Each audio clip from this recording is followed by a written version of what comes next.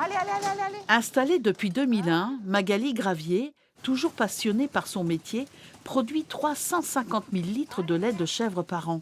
Un travail difficile, des journées longues, mais bien rémunérées par la coopérative. La coopérative fait des efforts pour garder ses éleveurs, fait des efforts aussi pour l'installation des jeunes.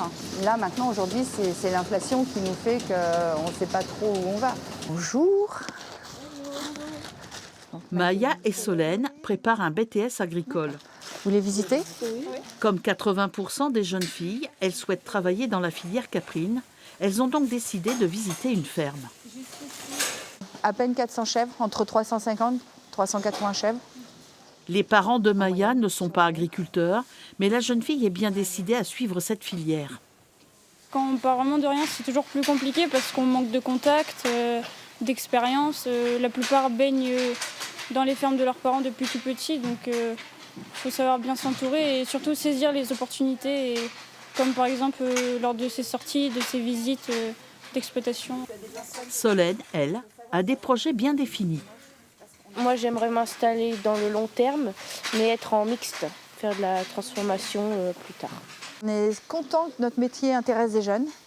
Ça nous donne envie de continuer un petit peu pour leur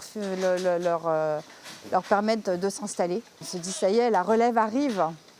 Une bonne nouvelle pour la coopérative Sèvres et Belle. Elle a besoin de 14 millions de litres de lait de chèvre pour produire du fromage. Afin de ne pas perdre d'éleveurs et surtout d'assurer le renouvellement des générations, cette coopérative a mis en place des aides financières.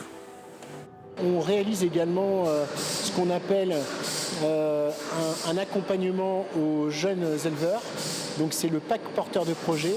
Donc là, on sécurise le prix payé à nos producteurs sur les premières années d'exploitation.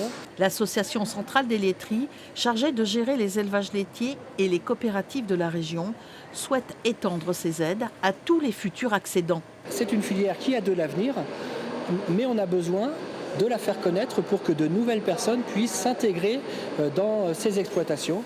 La Nouvelle-Aquitaine est la première région productrice de lait de chèvre en France et en Europe. En 2002, 75 exploitations caprines font face au renouvellement de génération sur 1200 existantes. Cette année, ce chiffre devrait être supérieur.